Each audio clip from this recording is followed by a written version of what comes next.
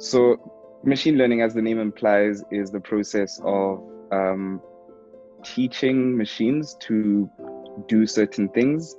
And then if we move towards artificial intelligence, we bring in prediction that uses more recently deep neural networks, which mimic the human brain in order to mimic human intelligence. So it's very hard to think of an industry where artificial intelligence will not be involved, right?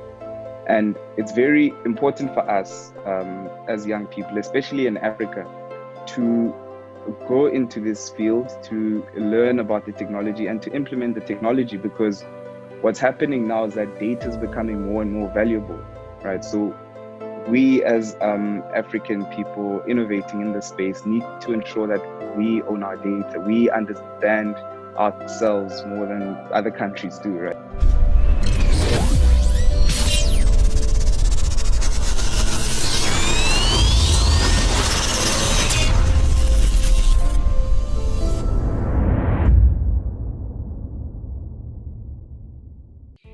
Hey everybody, welcome to another episode of the Leaders Podcast. I'm your host, Mphomonso, and our goal and mission of the show is to introduce you to stories of young people across the globe who we believe are thought leaders in their respective fields. Additionally, we aim to share with you ideas and concepts that you can implement to elevate both your business and personal life. Right. This episode's guest is known as the co-founder and CEO of Batali AI, an innovation startup based in Cape Town, South Africa, with a mission to ensure that all low-income individuals gain access to financial services that effectively meet their needs across the African continent. Additionally, he's been enrolled at the University of Cape Town, where he's doing his master's in electrical engineering and research in human language technology. Furthermore, his startup has been featured on the national TV and some of the most highly ranked radio stations in South Africa, including News 24, Metro FM 702, Newsroom Africa, and the famously known ETV. Last but not least, his startup is part of the Nvidia Inception program, which is a program that nurtures cutting-edge AI startups who are revolutionizing industries. Think about impact, think about innovation, talk about entrepreneurship, think Thapelo Nthite. Thapelo, thank you so much for joining us here at the Leaders Podcast. Thank you so much, Mpho. Thanks for that beautiful intro as well. I've watched a couple of episodes you guys have done, and I must say I'm quite honored to be joining you today. Thank you so much, Thapelo.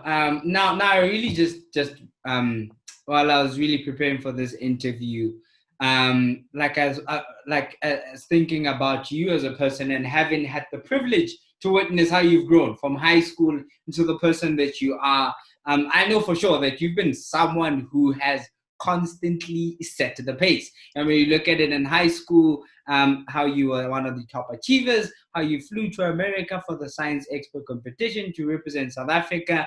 And for the longest of time, one of the things I deeply admire about you is your obedience to your cause, to that which matters to you. I know for the longest of time you've been interested in information technology, and that was seen how you took IT as a subject in high school, and now continuing it now into artificial intelligence and machine learning. And I really just wanted to personally, for myself, really thank you for the impact that you've had in the space in high school, and inspired a lot of young people to really kind of find their cause. Thank you so much, man. I think for a very long time, the tech space has I've always been drawn to it, From a very young age, I've always liked building stuff, and you'd always find me busy just taking a toy apart and then rebuilding it just because. And I've been reflecting about that for quite some time now, and I kind of realized that it's given me the opportunity to come up with solutions and basically have an impact with little to no resources, because if you look at that space, in 2020 right now, all you need is a computer and a decent internet connection to come up with a solution that can impact, you know, your immediate environment, the people around you, as well as yourself. So I think even in high school, you know, it was kind of the same thing. Yeah. Technology has always given me that opportunity. Yeah, you don't need a lot to come up with something brilliant. Now, just to really delve into your world, I know your world is about artificial intelligence, machine learning. Like those are one of the top things in your mind that you read a lot about. I saw your recent post where you posted about your favorite book in AI that you're reading. To a lot of people who might be listening, and including myself, these are topics we don't really play around with, like the stuff of artificial intelligence. We don't really know what is machine learning. So can you tell us what these are? And most importantly, I think, why do you think they are important for such a time as now? All right. So let's start with machine learning, right? So machine learning is kind of the umbrella term, and then AI, artificial intelligence, is kind of under that umbrella. So machine learning, as the name implies, is the process of teaching machines to do certain things. And then if we move towards artificial intelligence, we bring in prediction that uses more recently deep neural networks, which mimic the human brain in order to, you know, mimic human intelligence. Because if you think about prediction, a lot of people argue that it's, you know, it's a fundamental component of intelligence, right? There's a lot of prediction that we do when you're walking. Your brain is kind of doing those calculations and predictions. If you move your foot by this much, you won't fall, and that sort of stuff. So you can think about it from that sense, right? If you think of a child, for instance, if you want to teach a child the difference between a dog and a cat, you have to show the child what a cat looks like and what a dog looks like, right? So if you just give the child those two terms, they would then look at these two animals and kind of try to figure out the different features from these animals that make them different, right? They both have ears, but their ears might look different. And even if you get different breeds of dogs, the kid should still be able to figure out that, okay, this breed still looks more like the other dog breeds and not like cats. Yeah. And with machines, it's essentially the same process. So if you're trying to train a machine to differentiate between a cat and a dog, you would show it a lot of images of both cats and dogs with labels telling it that these are images of cats and these are images of dogs. And this is where, you know, this is the breakthrough that deep neural nets have had in AI, is that you don't have to tell the system what the features are, right? So the deep neural net will kind of do feature extraction, or it will identify relationships within the images that we might not even be aware of, right? Which is why for image classification today, machines tend to do a better job than human beings. So yeah, so the process is very similar to how human beings come to understand certain things, or to, how they can do classification or prediction or recognition. It's a process of showing examples, learning from those examples, and then predicting on unseen data. And just really follow up on that, like having walked us through the process to really make us understand artificial intelligence and machine learning, the differences between the two. What would you say is the foreseeable impact of this, of artificial intelligence, and really touching on the basis of, like, how important is it currently?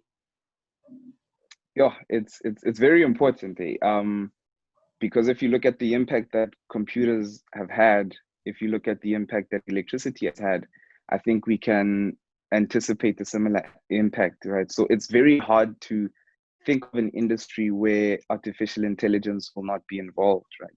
And it's very important for us as young people, especially in Africa, to go into this field, to learn about the technology and to implement the technology, because what's happening now is that data is becoming more and more valuable, right? So we as African people innovating in this space need to ensure that we own our data. We understand ourselves more than other countries do, right? So, I mean, if you think about our traffic system, right, who understands our traffic more? Is it the government? Is it the traffic cops? Is it Uber or is it Google? You know, who understands what South Africans are thinking? Is it South African marketing companies? Is it our government, or is it Facebook and Twitter? So it really, really is important for us to delve into these spaces, to build solutions that are firstly contextually relevant to our situation here in Africa, and secondly, we'll own the data. And then actually, thirdly, which is also very important, is to remove biases in these systems, right? So there've been cases about facial recognition or human identification, AI algorithms not detecting Black people. I mean, that's a huge issue. If you've got a self-driving car that's not able to pick up a Black person, you know, that could end up in a fatal situation. So it really, really is important for us to ensure that we are represented in this space. And I know, for example, like while I was really researching you, like one of the like on the Botlhale website, you speak about ensuring that Africa is not left behind in terms of this race of artificial intelligence. For the longest of time, Tite, from high school, I know like you're interested in machine learning. Really interested in what were some of your personal experiences that sparked your interest to either information technology at the time or artificial intelligence? I think from like around just after primary school, I'd say the biggest influence was from my brother.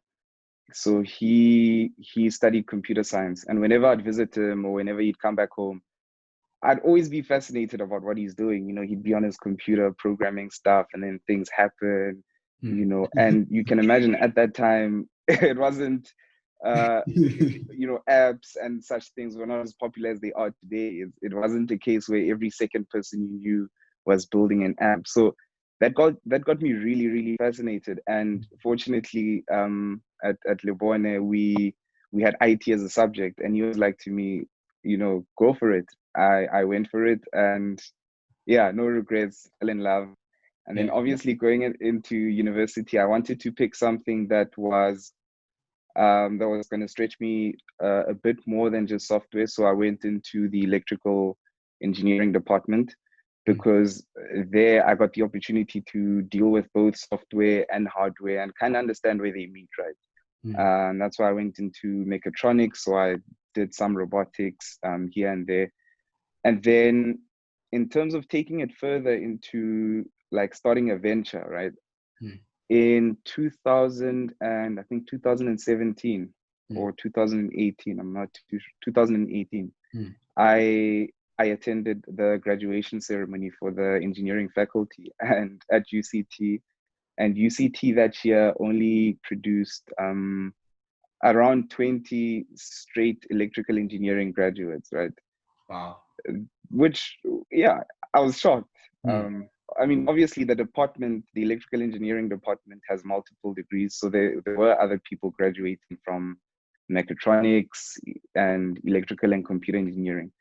But for straight electrical engineering, there was around 20. And I was completely shocked. And I thought about it, and I realized that, you know, from these 20 people, some will study further, some will go into industry, some will go into banking, some will start their own ventures. And these are graduates from what UCT, the best university in Africa. So how many people are actually using what they're studying to solve real problems we're facing in South Africa? So that's where the thinking kind of started. And yeah, so I got together with my friends and co-founders, and we were like, how do we use what we've learned to have an impact, an immediate impact? How do we use the complex concepts we've learned in our degree? They're very valuable. Not a lot of people understand what we understand. So how do we use that? Talking about that moment where you started to think about how do you use those skills, and the time in which you are resourceful, you're like, how do I use all that intellectual capacity to apply it and in turn benefit those around me? We recently know of a product that Botlhale has spent an insane amount of time developing, called the Naledi. And informally known as the banking Siri, which kind of allows users to perform transactions in their native languages. As an entrepreneur, or someone who aspires to be close to the work that you're doing, we both know that it takes some time, or it's something like developing a product like Naledi. It's something that probably took a lot of iteration, a lot of testing, a lot of developing what we call a minimum viable product. I'm genuinely interested in talking about how Naledi came about, and much more before we actually talk about how you went about innovating it. The moment where you committed that this is the problem I want to solve, and how you then applied it from there. All right. So after that grad, we decided to look into a couple of industries. I think artificial intelligence was one, blockchain, energy, and robotics and automation.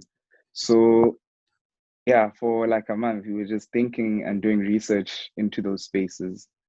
And I think I remember just on my phone, and just realizing that why does Siri not speak South African languages, right?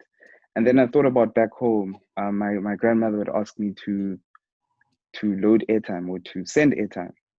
And the interesting thing about that is that she knows what she wants to do, right? Yeah. She's articulating what she wants to do, and she's saying that to me. The problem is that she could say that to a phone, but obviously the phone won't understand what she's saying because she's speaking Setswana. So that's kind of where the Naledi idea sparked from. So we were like, okay, then this conversational bots using both text and speech have been deployed and proven successful around the world. Why do we not have it in Africa, right?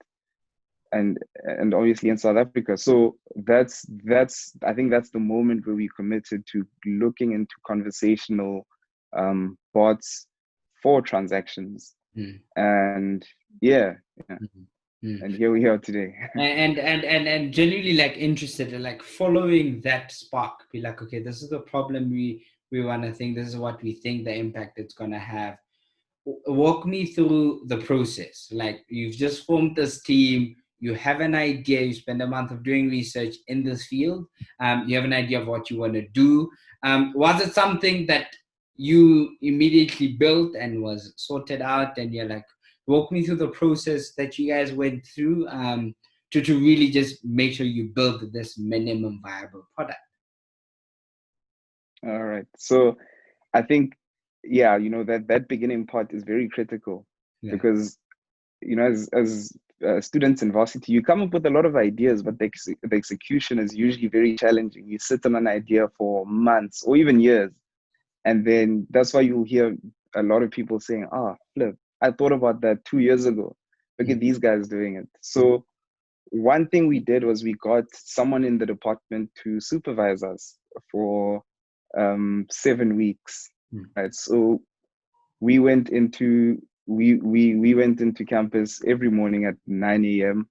And we worked through the night, like till midnight on some days, every day, Monday to Friday, just building it. So because there was someone supervising us, he was holding us accountable, right? So every Monday we had to report back. We had an acceptance criteria and a sprint log. So we always had to report back to him and kind of demo something, right? So that forced us to actually build this thing and just invest a lot of time on this thing.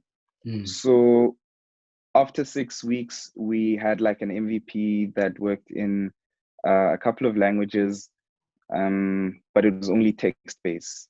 So we took that MVP, we showed it to a couple of people. One of our mentors, she was blown away. She took us to a conference where she was like, "Let's sell it."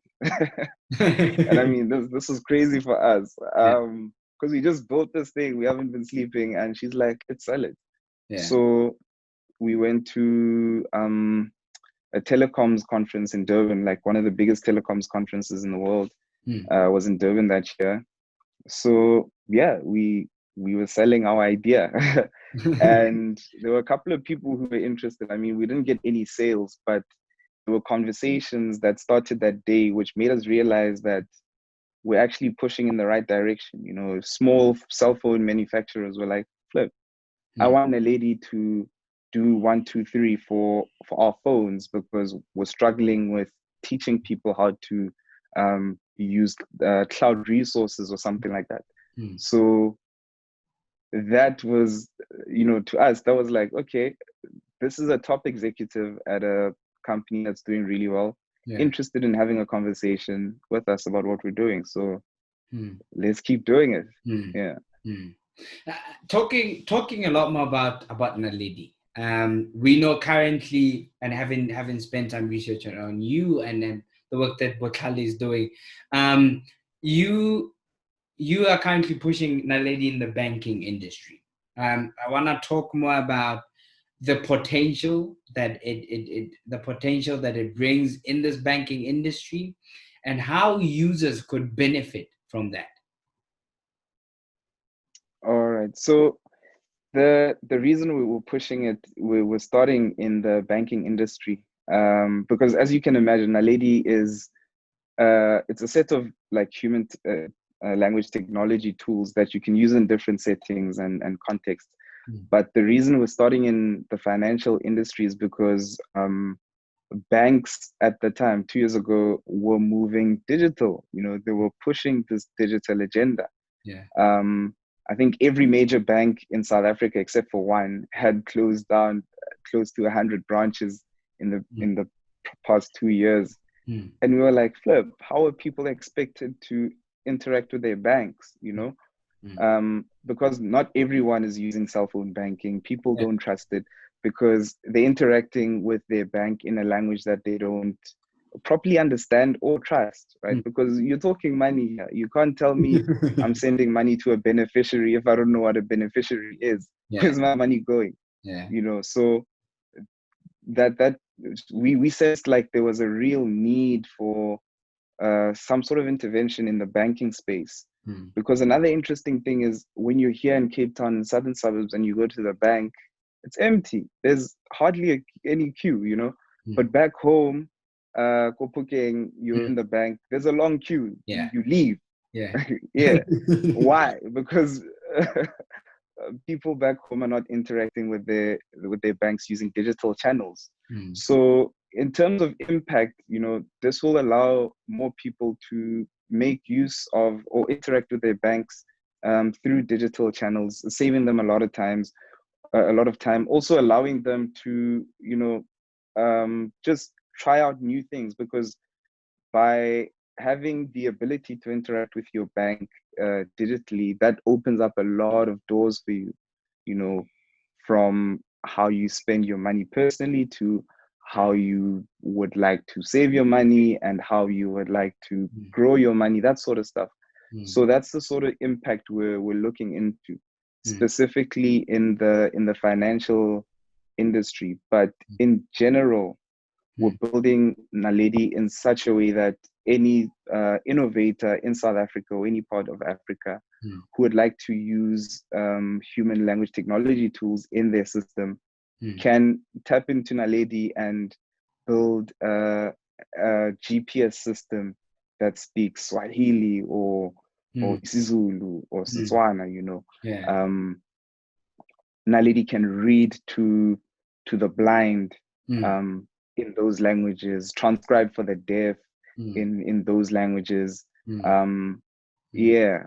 So in terms of impact, the initial impact from our side will be in the financial industry, but we will also be allowing innovators and developers and organizations to tap into Naledi to innovate using languages, because you know, conversational language is the most natural and most efficient way of communication between human beings, which is why we're talking right now. We're not doing an email.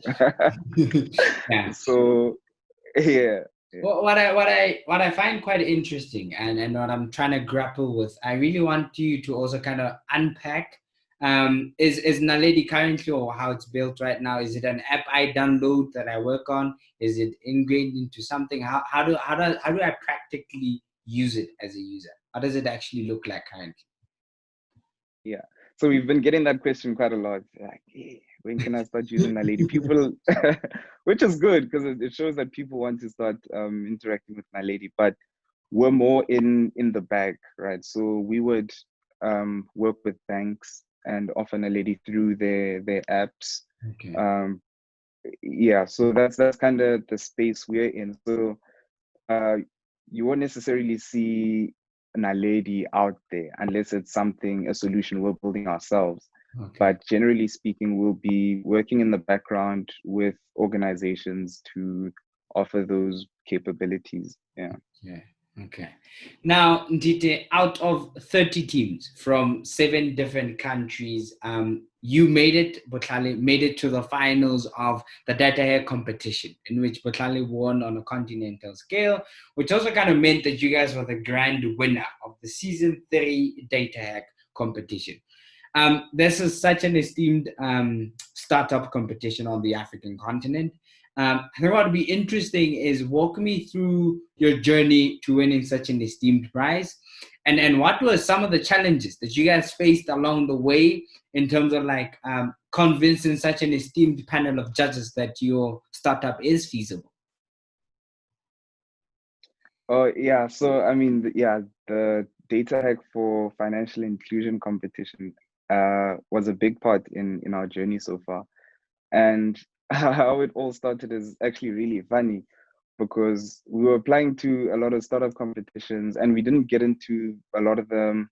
And Xolisani, one of the co-founders, applied to Data Hack.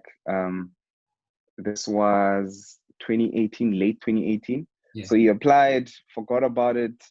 And then early 2019, we get a call. They're like, yo, your application is incomplete. So we just finish it, send it through. And then we hear that we made it, we got into the competition. So yeah, we were quite happy. And so how it works is that they get someone in the industry who is like a data expert, and they help you, like that data expert joins your team. And then you also get someone who's a data science enthusiast who also joins your team, and you guys kind of build the solution together.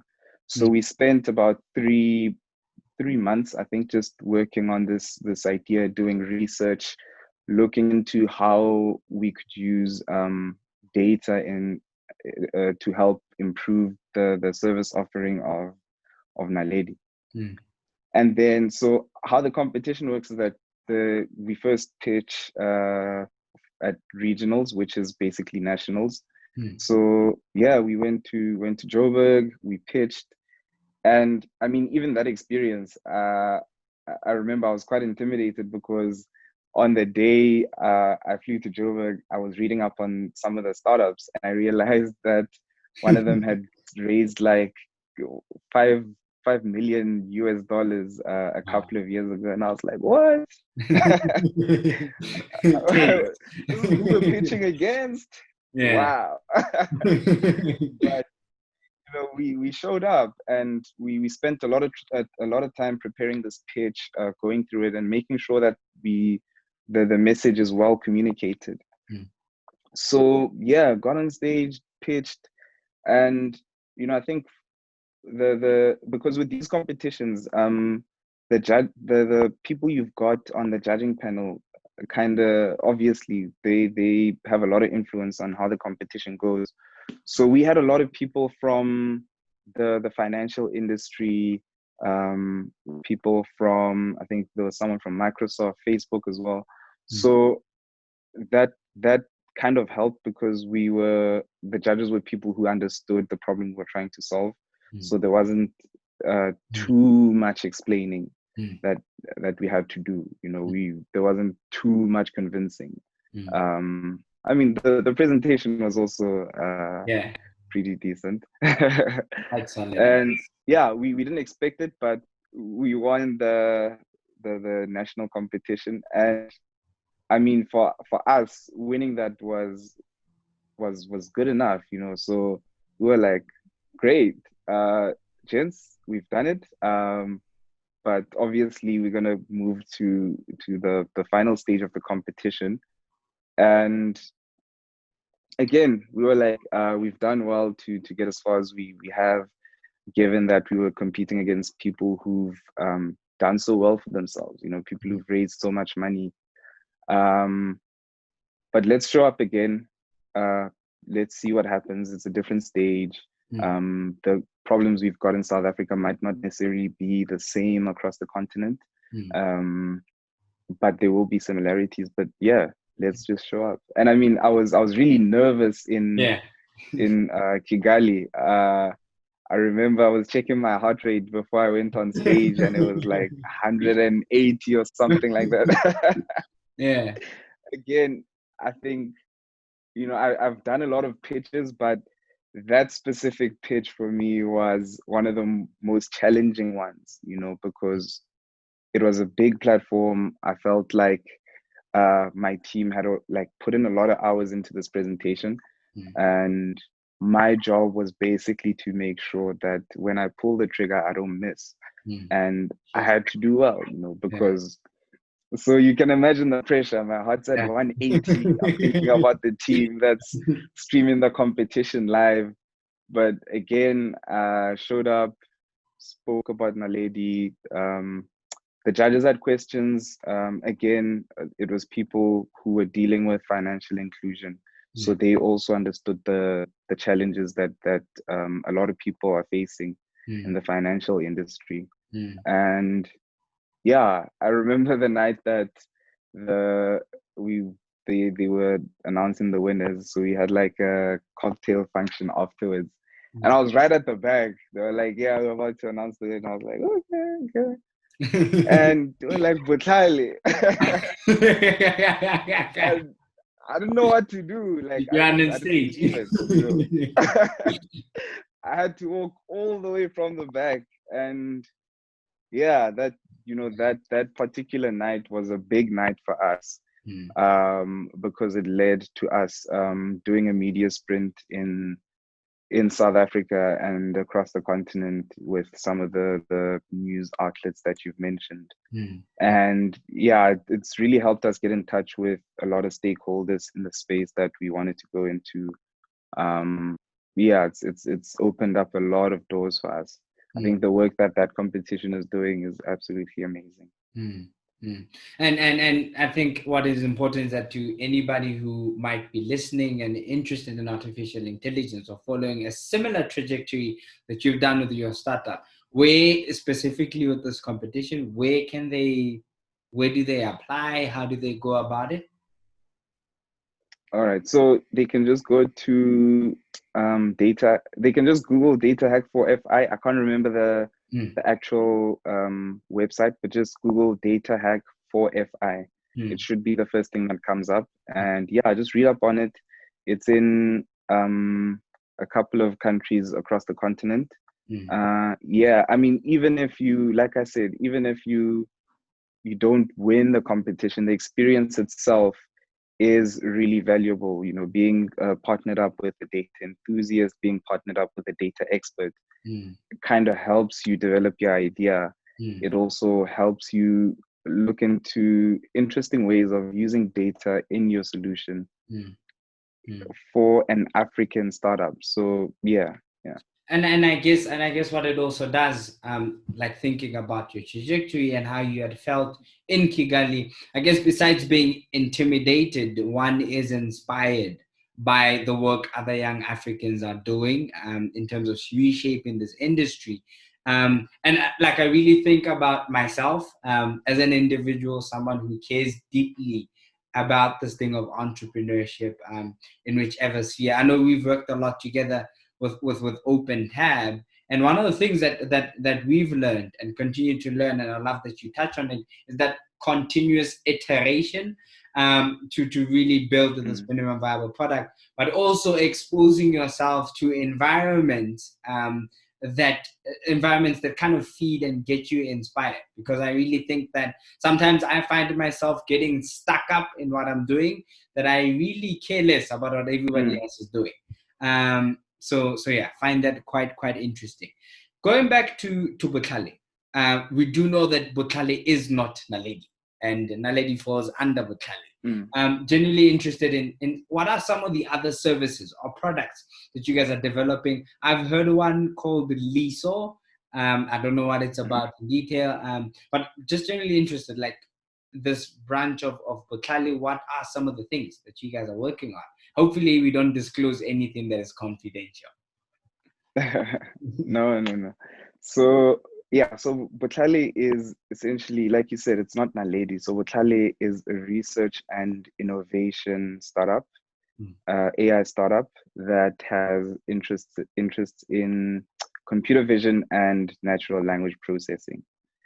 And we've positioned ourselves as a research and innovation startup because a lot of the work we do is using cutting edge solutions. Like so we do a lot of research. There's a solution we were doing for a client not so long ago, and I mean, it was built, like one of the biggest components in the solution was from a paper that was published 3 weeks before that. So you can imagine the type of research and the how clued up about the space we have to be. So that's kind of why we've positioned ourselves like that. And in terms of the other services we offer, so we've got 2 products. Naledi is one of them. The second one is Liso. So Liso is our product in the computer vision space. So Liso is a real-time scene interpretation surveillance system. What that means is that Liso is a camera system, right? So if you've got Liso in a space, Liso can then understand and like interpret what is happening in the area that Liso is surveilling. So for example, if you've got Liso in a lounge and you're not at home and your couches start moving, Liso will send you a notification saying, "Oh, Mpo, your couches are moving," That's not normal. And that's because camera systems are passive. For a very long time, we've been using cameras just as a deterrence and not really for anything else, because we think, okay, people see cameras, won't do anything. And actually how Liso started was during the time when we were working on Naledi with that supervision. The office that we were working in got broken into overnight, and they stole Kolisani's laptop. And the craziest thing is that there's security guards patrolling the area 24/7, and there's a camera outside the office. So we report the incident. They're like, "Yeah, we saw them on the camera. They took the laptop." Wow. Yeah. And we're like, okay, that's it. Yeah. So I mean, in that particular situation, Lisa would have been able to send an alert to the relevant people saying that there's there's a laptop being lifted from that office, or there are people in that office at hours that there shouldn't be any people in that office, because more than just motion or anything like that, Lisa will give insight into what's actually happening. Talking about products and services, generally interested, as you said, like it's an innovation startup, research, cutting edge, frontline. You can't get any better than that.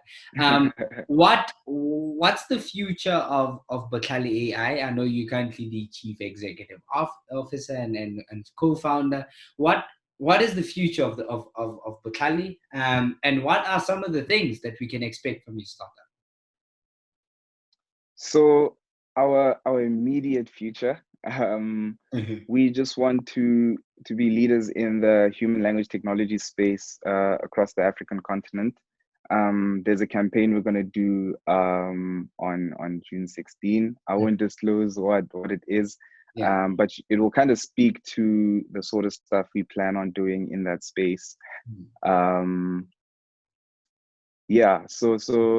we want to be leaders in that space. And also, with human language technology tools, there's a lot of stuff that we're also planning on doing. We're planning on going into fraud detection, voice verification. So from the voice side, there's just a lot. And then surveillance side, we're also planning on bringing artificial intelligence to areas that generally don't have surveillance systems. We're planning on bringing surveillance systems to townships, for instance, because you don't see camera systems. You generally don't see camera systems in those spaces. And we're done building it. It's just that lockdown isn't allowing us to go forward with it. So we've got a solution that will work in townships and low income areas as a surveillance camera system, working through WhatsApp. We're also looking at empowering people, especially now because a lot of people are out of work, a lot of people are unemployed. If you're following us, you would have seen that we've had a couple of campaigns where we've been looking for people to annotate data, people to help us with a couple of things. So we're also exploring that, and we're going to offer that service to other companies. As I said, with machine learning and artificial intelligence, data is really important. So we're going to empower people and still bring value into these organizations, so people can do like micro tasks in the comfort of their own homes through WhatsApp. So data is not going to be such a big issue because of the channel. People won't need to download apps. Talking about empowering people and giving back and making sure that others benefit from our knowledge. To anybody who might be watching this episode, what would you say to any other young person who might have an interest in venturing into this field of AI and machine learning? What advice would you give them? Get started. If you've got an internet connection, you're already doing great. I think we live in a time where we're very fortunate that information is very accessible with an internet connection, obviously. So just take time, sit down, learn these concepts. I mean, we see a lot. We've got a lot of bright people out here who can understand all of these things. They're not as complicated as people might think they are. I think a lot of people are just intimidated by computers and artificial intelligence. But if you take time to look under the hood, you'll understand what's happening. If other people can understand, trust me, so can you. So to anyone who would like to go into this space, just get started. Go on YouTube. There's a lot of free courses. Build a simple machine learning model, build another simple machine learning model, and a third one. And then by that stage, I think you'll start getting a hang of it, and you can start venturing into fields that interest you specifically. And the nice thing is that even if you're not in like tech or computer science or engineering, still like go into it, because I think it's always very interesting when two industries intersect, because that's when like great solutions come up. One of the most interesting solutions I've heard of was from farming and electrical engineering. So there's a pest that was messing up like crops, right? So what these guys did is they built a small device that would then create a mating sound for the female pest.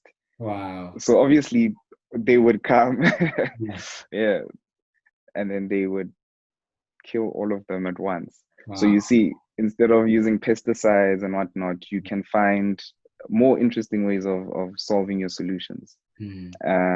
Yeah, at the end of the day, artificial intelligence is just a tool that we use to solve problems more efficiently. Yeah, but generally just get started. Yeah.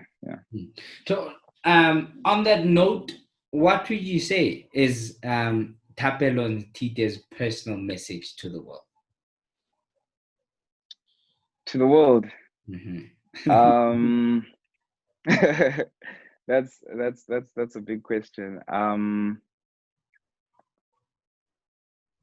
My message to the world, I think, simply put, I would say Africa's coming. Africa's here, actually, and we're doing it. There's, from what I've seen, we've got a lot of brilliant minds in the continent, and I'm excited to see what's going to come out of this this continent. I genuinely do agree with that.